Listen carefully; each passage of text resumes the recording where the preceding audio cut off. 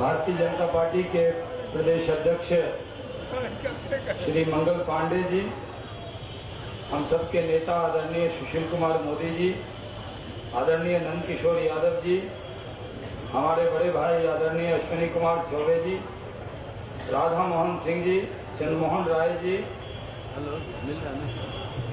आदरणीय बिहार में रोज गरजने वाले ऐसे नेता गिरिराज सिंह जी, जनार्दन सिंह बेनीवाल जी, प्रेम कुमार जी, सुविधा जी, पिंटू जी, सतदेव नारायण आर्या जी, राजेंद्र गुप्ता जी, रेणु जी, प्रेम रंजन पटेल जी, विवेक ठाकुर जी, सुधीर शर्मा जी, हमारे नालंदा के रविशंकर, हमारे जिला अध्यक्ष रविशंकर जी, यहाँ पर आए हुए भाइयों और बहनों, आपने भागलपुर के लोकप्रिय विधायक श्री अश्विनी कुमार चौबे जी को सुना। उनके तुरंत बाद भागलपुर के सांसद शाहनवाज हुसैन को बोलने का मौका मिला। आप जानते हैं, आज हम सबकी, बिहार के लोगों की सबकी इच्छा थी। मैंने सुबह ही गिरिराज जी से कहा था कि माननीय चौबे जी जब गए थे केदारनाथ तो दर्शन के लिए गए थे, बिहार के विधायक के लिए भी गए थे, विधायक के नाते भी गए और बिहार सरकार के मंत्री के नाते भी गए, और वो स्टेट गेस्ट थे सरकार के, उत्तराखंड सरकार। जब वो मौत और जिंदगी से संघर्ष कर रहे थे, और सिर्फ चौबे जी नहीं कर रहे, वहां केदारनाथ में हजारों बिहार के लोग वो संघर्ष कर रहे थे। आखिरी बार जब उनका मोबाइल चल रहा था तो उनके लड़के से मेरी बात हुई और उसके बाद मोबाइल बंद हो गया। उन्होंने कहा था कि ये मोबाइल पर अब बात नहीं हो पाएगी, तब तक ये अंदाजा नहीं था कि इतनी बड़ी त्रासदी में चौबे जी घिर जाएं। और हम लोग बिहार की सड़कों पर लड़ रहे थे। नीतीश कुमार जी एक बैग सेकुलरिज्म के बुखार में तप रहे थे और चौबे जी वहां संघर्ष कर रहे थे, और उन्होंने सुशील कुमार मोदी जी सहित पूरे मंत्रियों को बर्खास्त किया। नीतीश कुमार जी को यह भी ध्यान में नहीं आया कि जो मंत्री मौजूद नहीं, जो मौत और जिंदगी से संघर्ष कर रहा है, शायद दुनिया के इतिहास में ये पहली घटना होगी कि एक मुख्यमंत्री अपने मंत्री को जो काल के गाल में फंसा हुआ है उसको सांत्वना देने की जगह, उसका हालचाल पूछने की जगह उनको बर्खास्त कर दिया। आप समझ सकते हैं चौबे जी के मन पर जब यहाँ आए होंगे तो क्या पीड़ा हो। कोई भी व्यक्ति के मन पर उसका जबरदस्त असर होगा। इसलिए कई दिनों से हम लोग तो हर जगह जा रहे हैं, बोल रहे हैं, लेकिन चौबे जी का किसी सम्मेलन में ये पहला भाषण था। इतने बड़ी घटना से निकलने के बावजूद तो भागलपुर आए थे, और भागलपुर विक्रमशिला, चौबे जी विक्रमशिला के रहने वाले हैं, वो विक्रमशिला के विधायक हैं और मैं विक्रमशिला का सांसद हूं। हम नालंदा आए।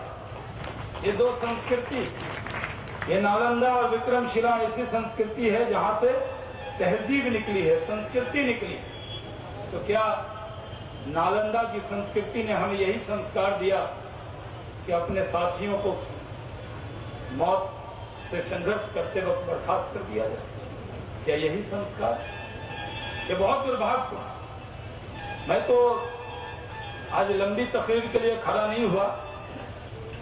जब किसी मंच पर हम जहां जाते हैं तो हम और गिरिराज जी साथ साथ रहते हैं, लेकिन भाषण अलग अलग करते हैं। और जब गिरिराज जी का भाषण हो जाए, उसके बाद चौबे जी का भाषण हो जाए, फिर किसी भाषण की जरूरत तो है नहीं। आप लोग तो पूरी तरह से चार्ज हो गए। और आज के दिन मैं सिर्फ लंबी तकरीर नहीं करते हुए, क्योंकि पार्टी के राष्ट्रीय प्रवक्ता के तौर पर सुबह से शाम तक जनता दल यू और नीतीश जी का हिसाब किताब मुझे करना पड़ता। पहले बिहार से 3 प्रवक्ता थे, आजकल मैं अकेला राष्ट्रीय प्रवक्ता हूं, बिहार से हूं। और जब बिहार का मुद्दा आता है तो मीडिया के लोग मेरे से भी रिएक्शन लेने के लिए आते हैं। ऐसे मैं राष्ट्रीय प्रवक्ता हूं, लेकिन बिहार का हूं, तो बिहार के मुद्दे पर भी बोलने का मेरा अधिकार बनता है, इसलिए मैं बोलता।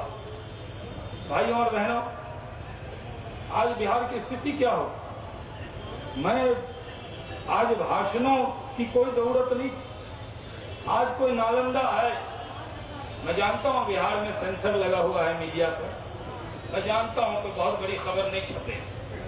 मैं पहले ही भविष्यवाणी करता हूं, किसी पेज पर छोटी सी खबर छपेगी। मैं दिल्ली में पत्रकारों को कह रहा था कि पहली घटना थी कि बिहार के पूर्व उप मुख्यमंत्री, करीब 70 विधायक, कई सांसद पटना की सड़कों पर जमीन पर लेटे थे, अनशन पर थे।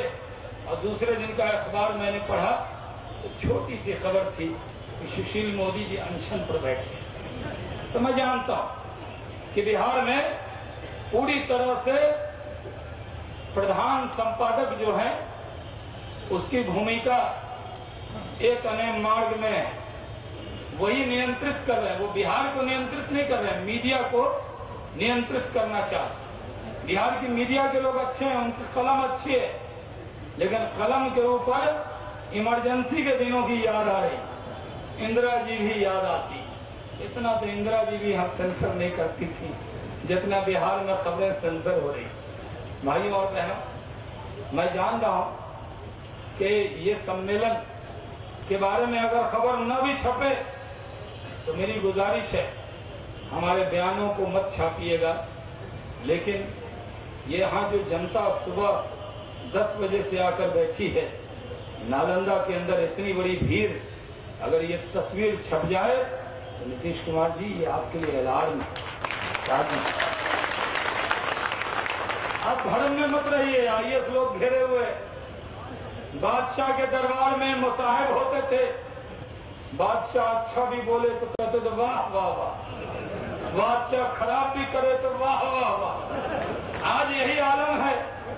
एक नए मार्ग पर कोई नेता सलाहकार नहीं बैठा, वहां पर अधिकारी बैठे हैं।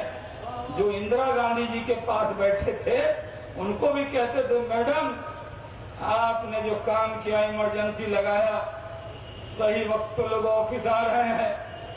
बोले ये बात तो सही है, जो कपड़े की दुकान है, टैग लगा है, नाप तौल के सब कुछ सही मिल रहा है, जनता कह रही है ये वाह क्या राज, वाह तुम तो अच्छा बोल रहे। इन नेताओं को बोलने दीजिए, ये विपक्ष के लोग हैं, इनको जेल के सलाखों में डाल दीजिए, कुछ बिगड़ नहीं सकता।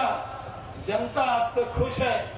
आज नीतीश कुमार जी, कांग्रेस से समझौता क्या हो गया, इंदिरा जी की आत्मा आप में आकर बस गई है। आपको विपक्ष में ऐसे ही लगता है जैसे इंदिरा जी को लगता है।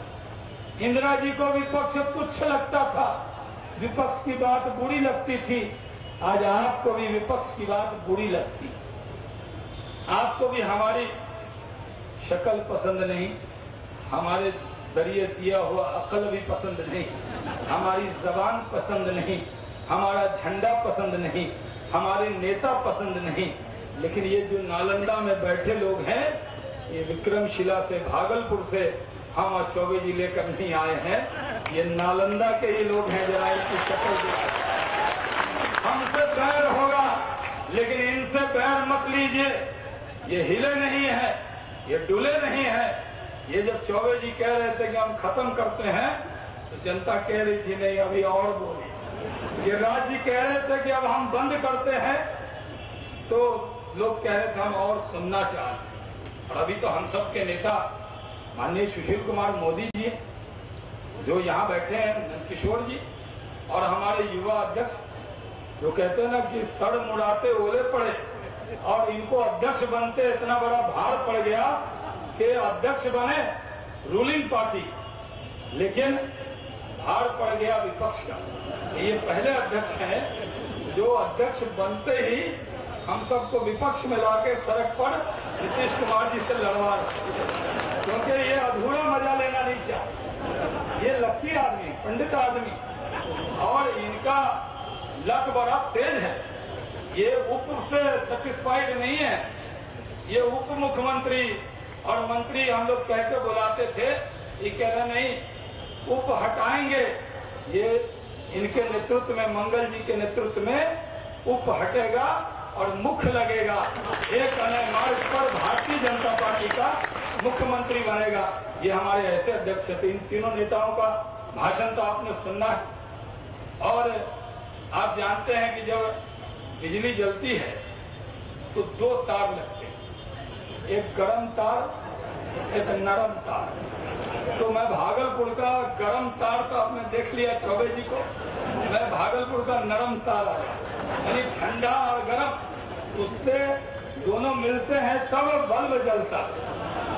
और इसलिए अब हम दोनों नालंदा में आकर इस बात का ऐलान कर रहे हैं कि हम लोगों ने मेहनत किया, आप मुख्यमंत्री बने। भाइयों और बहनों, नीतीश कुमार जी की जितनी इज्जत बीजेपी के लोगों ने की, इतनी उनके दल के लोगों ने भी कभी इज्जत नहीं की। हम नीतीश जी ऐसा ना हो जाए कि हम पहले तो हमारी हर बात पसंद थी और आज कुछ पसंद नहीं।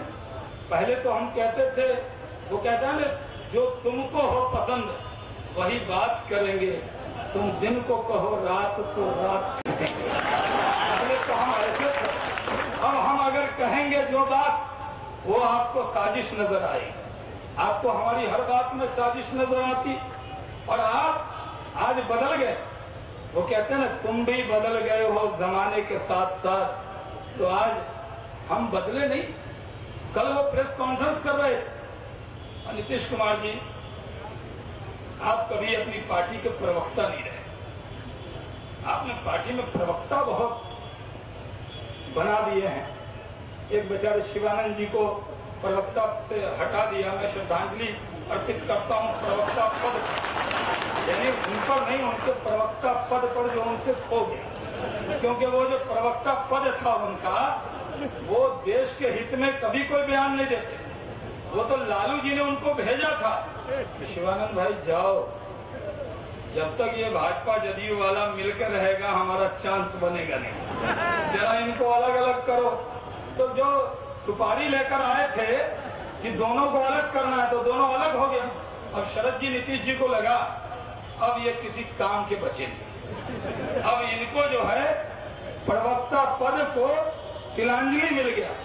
अब वो कल से कोई शेर शायरी बोल रहे। आजकल वो शेर शायरी ज्यादा पढ़ रहे हैं, और सही बात है, कभी जहां पर मौका लगेगा उनके शेर शायरी का जवाब दिया जाए। आज के दिन हम आपको इतना कहने आए कि ये नालंदा जो है, ये ऐलान है, ये यहाँ की तस्वीर नीतीश कुमार जी को देखनी चाहिए। नीतीश कुमार जी दुनिया में सबसे ज्यादा सुरक्षा प्राप्त व्यक्ति, ये हम सबको गर्व है। बराक ओबामा और सोनिया गांधी से भी ज्यादा सिक्योरिटी नीतीश कुमार जी। जब चलते हैं तो 5000 फोर्स चलता है, 5 जिला का पुलिस आता है, पुलिस वाले खड़े हुए जाए। 5 जिला का पुलिस, प्रधानमंत्री के लिए जो बैरिकेटिंग होता है वो बैरिकेटिंग उनके लिए हो, जबकि वो जेड कैटेगरी में है और मैं भी जेड कैटेगरी में। मतलब मैं देखिए, मैं उनके बराबरी अपने को नहीं कर रहा, इतनी हमारी हिम्मत नहीं। हम तो अक़लियत में पैदा हुए। नीतीश कुमार जी आपसे बराबरी कहाँ कर सकते हैं? हम आपसे बराबरी नहीं कर सकते। लेकिन आप जेड कैटेगरी में हमारे बाद आए हैं, हम पहले से जेड कैटेगरी में। आप तो मुख्यमंत्री बने तब, वो कहते हैं ना, खुदा जब हुस्न देता है तो नजाकत आ ही जाती है। आप जब मुख्यमंत्री बन गए तो माशाअल्लाह क्या बात, आपको तो तरह तरह से बात होती, आप प्रवक्ता नहीं रहे। मुख्यमंत्री जी कल आपसे गलती हुई, हम पुराने साथी हैं ना, थोड़ा दर्द तो है ही आपके लिए। हम तो लालू जी की तरह नहीं हैं, हम आपके प्रतिद्वंदी हैं, आपके दुश्मन तो नहीं। हम आपके दुश्मन नहीं, हम अलग दल हैं, हम आपके साथ रहे हैं। लेकिन कल एक आपसे चूक हो गई। कल जब आप प्रेस कॉन्फ्रेंस कर रहे थे तो मैं उनके प्रेस को देख रहा था।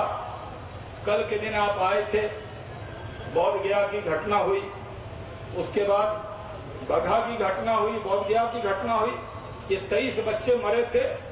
कल आपको मीडिया के सामने हंसी मजाक नहीं करना चाहिए। कल आप हंसी मजाक कर, आपके चेहरे पर कोई गम नहीं, आपके चेहरे पर दर्द नहीं। कल भी आप बीजेपी के लोगों का मखौल उड़ा रहे, कह रहे थे इनको तो मैंडेट मिला था सत्ता में रहने का।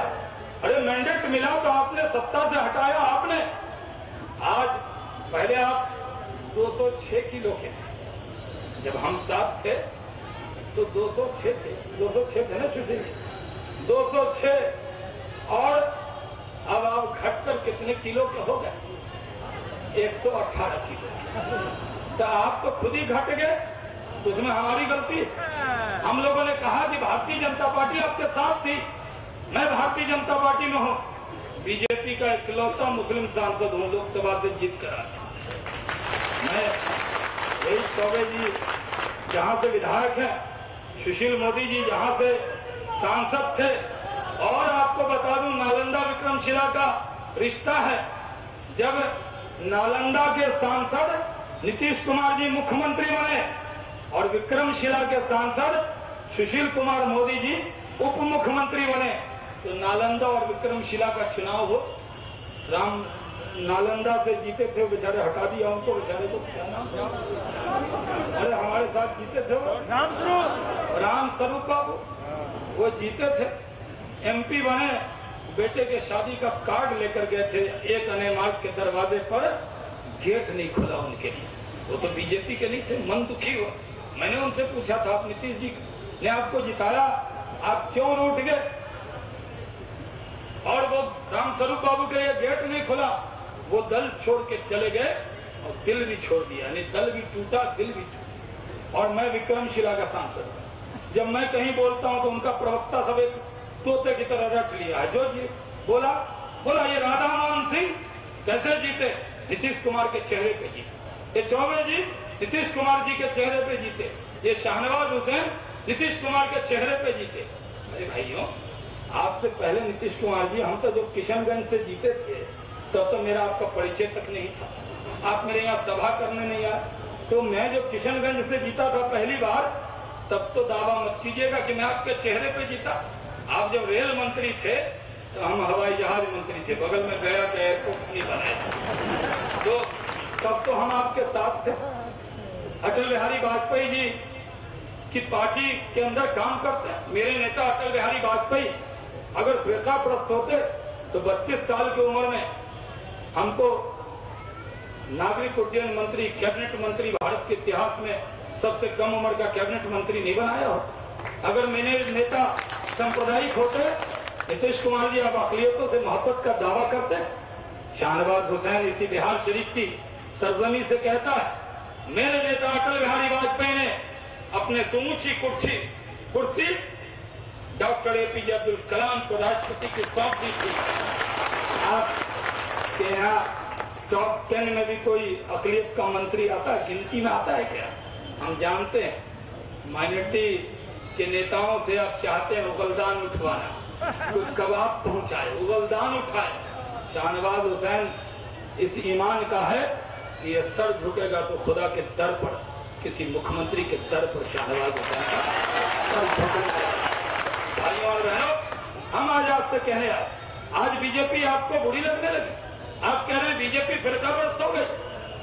आप 99 में रेल मंत्री थे, जो चौबे जी ने, अभिराज जी ने कहा, तब गैसल में, किशनगंज के बगल के स्टेशन है गैसल, एक लाइनमैन ने 2 रेलगाड़ी को एक ट्रैक पर डाल दिया, दोनों टक्कर हो गया। तो आपने रिजाइन किया कि नहीं? लाइनमैन की गलती पर आपने रिजाइन किया, क्योंकि 3 महीने बाद चुनाव था। आपने रिजाइन कर दिया, आपको लगा रिजाइन करेंगे और तुरंत चुनाव में चले जाएंगे, फायदा हो जाएगा। आप तो हर चीज में वोट तलाशते हैं। और आप कहते हैं कि गुजरात में दंगा हो गया। अरे गुजरात में दंगा कैसे हुआ ये भी तो बताइए। किसी के पेट में दर्द हुआ तो जरा एक्सरे भी तो कीजिए, हुआ क्यों? तो गुजरात में दंगा हुआ, रेल मंत्री जी तत्कालीन आप थे, आपकी ट्रेन गई थी गोधरा में, वो ट्रेन में आग लग गई, हिंदू तीर्थ यात्री अयोध्या से लौट रहे थे, वो सब जल गए, जला दिए गए। आप रेल मंत्री होते हुए अगर उस हिंदू तीर्थ यात्री के जख्म पर मरहम छिड़क देते, अपना त्याग पत्र दे देते, जिम्मेदारी ले लेते, तो हिंदू और मुसलमान आपस में लड़ते ही नहीं। तब गलसर में रिजाइन क्यों दिया और गोधरा में क्यों नहीं दिया, ये बताइए। क्या आप इस बात को बताएंगे कि रेल मंत्री होते हुए आप गोधरा गए थे ट्रेन देखने जो जली थी? नहीं गया। आप रेल मंत्री होते हुए उस सरकार में मंत्री पद आपने छोड़ा? नहीं छोड़ा। आप रेल मंत्री होते हुए जिस नरेंद्र मोदी जी के नाम से आपको करंट लगता है, तो आप काहे गए थे उनको छूने के लिए? 2003 में कच्छ के अंदर तब आप गए, कहा हमारे नेता अटल बिहारी वाजपेयी लोकप्रिय नेता प्रधानमंत्री थे, आप उसी वक्त नरेंद्र भाई को कह रहे थे नरेंद्र भाई चलिए आपकी दिल्ली में जरूरत है। अरे भाई वहां तो अटल जी थे ही तब। आज अटल जी के रास्ते पर वो चल रहे हैं, आगे बढ़ रहे हैं, हमारी पार्टी निर्णय करेगी। और किसी एक नेता के कहने से कोई प्रधानमंत्री नहीं होता, देश की जनता जिसे चाहती है उसे प्रधानमंत्री बना देती। किसी के रोकने से कोई रुकता नहीं। तो भाइयों और बहनों, 2003 में मंच पर आप उनके लिए कसीदे कस रहे, तब बुरे नहीं थे। आप कह रहे थे कि जिस पार्टी में नरेंद्र मोदी जी हैं उस पार्टी से हम समझौता नहीं करेंगे। क्यों नहीं कहा? जिस पार्टी में नरेंद्र मोदी थे उस पार्टी के साथ आपने सत्ता चलाया। जिस पार्टी में हमारे संघ के स्वयंसेवक लोग मंत्री थे उस पार्टी के साथ आपने सत्ता शेयर किया, और आज हम आपको बुरे लग रहे हैं। आज बीजेपी आपको सांप्रदायिक लग रही है। भाइयों और बहनों, रमजान का दिन है। आप जानते हैं कि सब लोग चाय पानी पी रहे थे, हम तो पानी भी नहीं पी पाएंगे रोजे से। और इसलिए आप जानते हैं कि ज्यादा बोलना नहीं चाहिए, कम बोलना चाहिए। तो हम तो कम शब्दों में आपको कुछ बातें कह रहे हैं, इसलिए हम लंबी बात ना कहते हुए आपको कहना चाहते हैं कि उनको समझ, ये नालंदा में उनका घर है, और नालंदा के लोग जितना मंच के लोग नीतीश जी को जानते हैं उससे ज्यादा तो आप लोग जानते होंगे। कई बात तो हमसे ज्यादा अपने जानते हैं कि जिन्होंने नीतीश जी को पलकों पर बैठाया उसको कैसे किनारा किया, जो अपना पीए था उसको प्रधान महासचिव बना दिया। यानी ये समझ जाइए कि जिन नेताओं ने समता पार्टी बनाया आज उसको कोई नहीं पूछ रहा है। जो जनता दल से, मैं आज आपसे नीतीश जी एक अनुरोध के साथ बैठ जाए, ये जनता दल यू का नाम आप जनता दल यू मत रखिए, जनता दल डी कर लीजिए। जितने धोखेबाज लोग हैं, लालू जी को धोखा दे के आए वो आपके दल में आ गए, जितने लोग दगा दे के आए पासवान जी को वो आपके दल में आ गए, और जितने लोग डिफेक्ट कर रहे हैं किसी भी पार्टी से वो आपके यहाँ आ जा रहे हैं। इसका नाम रख लीजिए जनता दल डी। वो कोलावेरी डी मत समझ जाइएगा जो गाना है, ये जनता दल डी है। अभी जुगाड़ में 12 MLC का गवर्नर का जरिए वो पद है। मैं तो सुशील जी से कहूंगा इस बात पर डिबेट होना चाहिए कि क्या गवर्नर के जरिए जो 12 MLC नियुक्त होंगे वो सत्ता के बाजार में उनका सौदा लगाया जाए। 120 लोगों को आश्वासन दे चुके हैं, जो जा रहा है उसको कह रहे हैं अरे आइए ना सब ठीक कर देंगे, अपना कुछ ठीके नहीं है दूसरे का ठीक कर देंगे। फिर जो जा रहा है कह रहे हैं छोटा लाल बत्ती आइए ना बड़ा लगा देंगे आपके। इसलिए भाइयों और बहनों, आज के दिन इतना ही कि हम लोग आज आपके बीच में आए।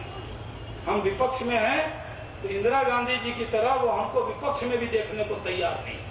और बिहार शरीफ के अकलियत के लोगों से कहना चाहता हूँ, नीतीश कुमार जी बीजेपी को सांप्रदायिक कह रहे हैं, और जो भागलपुर का दंगा जिसके राज में हुआ, कांग्रेस के राज में, तो दंगा कराने वाले और दंगा की जांच कराने वाले दोनों हाथ मिला रहे हैं। कमाल का मेल दो। जिन्होंने कांग्रेस में, जिसने मेरठ में दंगा करा, जिसने मलियाना में हिंडन नदी के किनारे मुस्लिम नौजवानों को पीएससी ने गोली मार दी थी, उस कांग्रेस से नीतीश कुमार जी हाथ मिला रहे हैं। तो भाइयों और बहनों, ये सिर्फ आपके वोट के लालच में, और इन्होंने तो अक़लियतों को भी नहीं छोड़ा, उसमें भी पसमंदा मुसलमान, तगड़ा मुसलमान, अरे वो कमजोर है, सबको बांटा, कम से कम अक़लियत को मत बांटो, इनको भी बांटने का काम उन्होंने किया। इसका जवाब हम सब देंगे। हम जानते हैं भाइयों और बहनों, नीतीश कुमार जी चक्रव्यूह रचने में बड़े माहिर आदमी। उस दिन भर एक बार हम उनके यहाँ जाके बैठे थे, 10 लोग जमा हो जाएंगे, फिर नाम लेंगे चौबे जी, फिर उसका मजाक उड़ाएंगे, फिर गिरिराज जी उनका मजाक उड़ाएंगे, फिर सुशील जी उसका मजाक उड़ाएंगे। एक दिन मैंने सोचा इन लोगों का नहीं उड़ा रहे थे, जो उनके विरोधी का मजाक उड़ा रहे थे। मैंने मन में सोचा जब मैं उठ के जाऊंगा तो ये कहीं मेरा भी मजाक न उड़ाए। तो उनका आदत है कि जितने विरोधी हैं उनका मखौल उड़ाओ, मजाक उड़ाओ, तो ये काम करते रहते। इसलिए हम लोग निडर की तरह जनता के बीच में हैं, निडर होकर आए हैं। नालंदा के लोगों को बहुत शुक्रिया देते।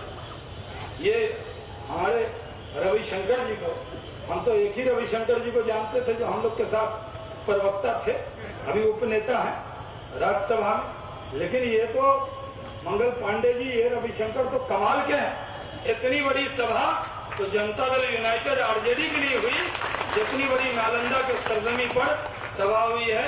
रामचरित्र बाबू का भी बहुत धन्यवाद करते हैं, सदैव नारायण आर्या जी का धन्यवाद करते हैं।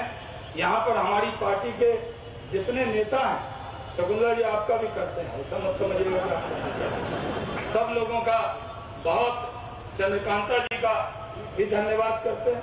हम अपने पार्टी के एक वर्कर का धन्यवाद करते हैं और आपको सलाम करते हैं, सैल्यूट करते हैं, प्रणाम करते हैं, आदाब करते हुए आपसे इजाजत लेते हैं।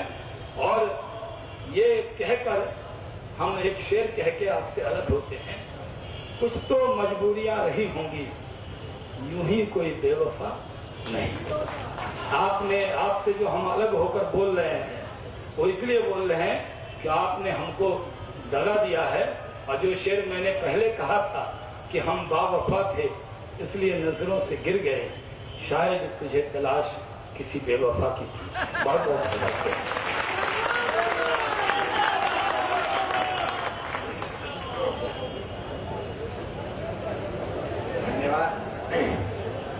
अब इस कार्यक्रम को आगे बढ़ाते हुए मैं बिहार प्रदेश के नौजवान अध्यक्ष माननीय मंगल पांडे जी से आग्रह करूंगा कि आए और हम नौजवानों को ग्रुप कर दें देश के